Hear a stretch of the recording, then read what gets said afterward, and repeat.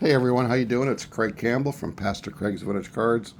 Got a quick video tonight that I wanted to share with you about a couple players here, and obviously one of them we all know, the great Bob Gibson.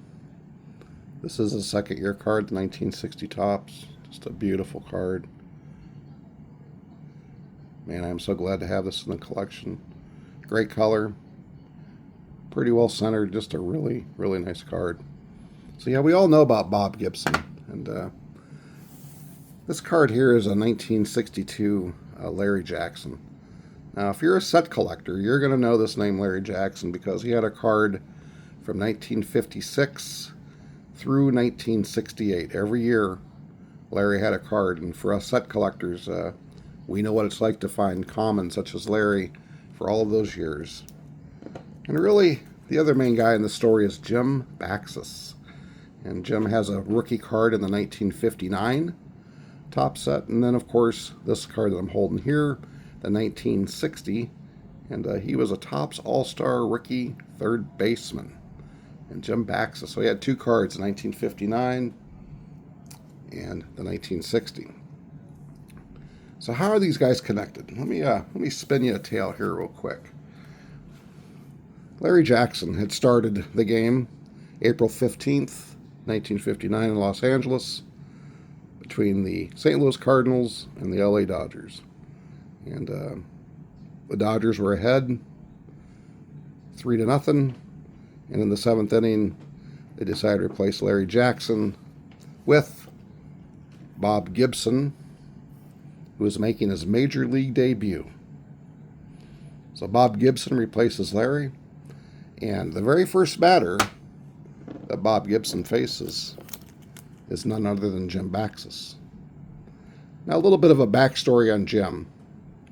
He started his minor league career in 1947.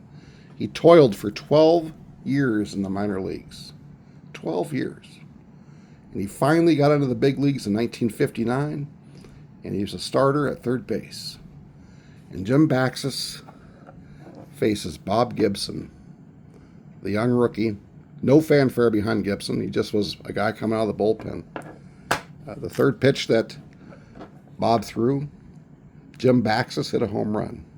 So the first batter that Bob Gibson faces is Jim Baxes. On the third pitch that Gibson throws, Jim Baxes hits a home run for his very first major league home run. So the first batter that Gibson faces, third pitch, gives up the first career home run to Jim Baxes, a guy that toiled in the minor leagues for 12 years.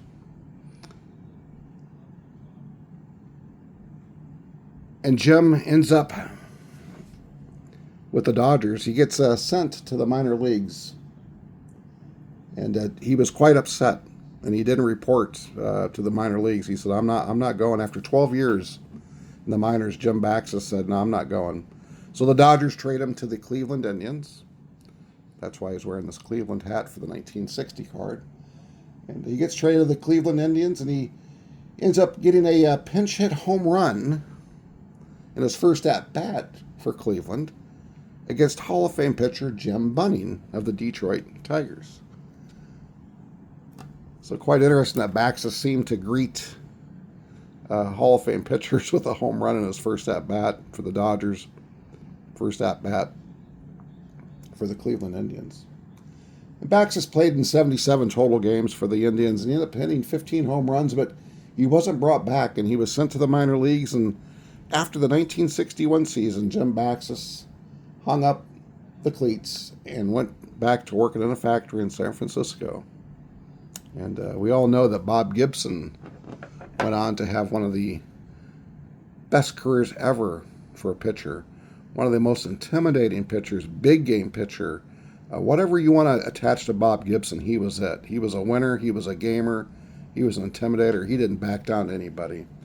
And Bob Gibson, first batter he faces, Jim Baxes, gives up Jim's first home run that he ever hit in the major leagues off of Bob Gibson. I just find that story to be so interesting, especially with the divergent path their careers take. You know, Jim toiled for 12 years in the minor leagues, finally gets his chance, has a decent year, and gets sent back to the minor leagues. And 2 years later, he says, I'm done with baseball. And Bob Gibson gives up that first home run to the first batter he faced.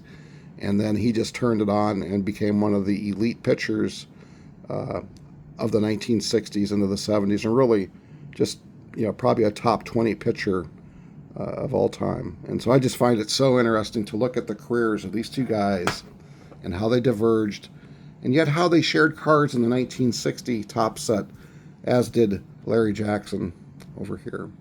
And these are the kind of stories I really find interest in. I love the story of Jim Baxes, a guy that toils for 12 years, hits his first home run off of Bob Gibson, hits his first home run as an Indian off of Jim Bunning, and then he's sent to the minor leagues and his career's over with, and all he has is to tell his grandkids some really, really neat stories. And Bob Gibson starts off with in such an inauspicious way.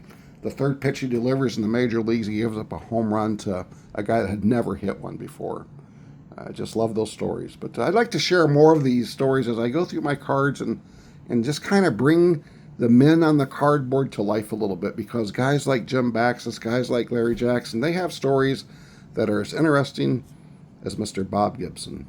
All right, guys, I hope you enjoyed this video. If you did, please leave a comment, give me a like on it, and I hope to make some more videos going forward here in the next couple of months. Everyone take care, enjoy the hobby, and keep on collecting.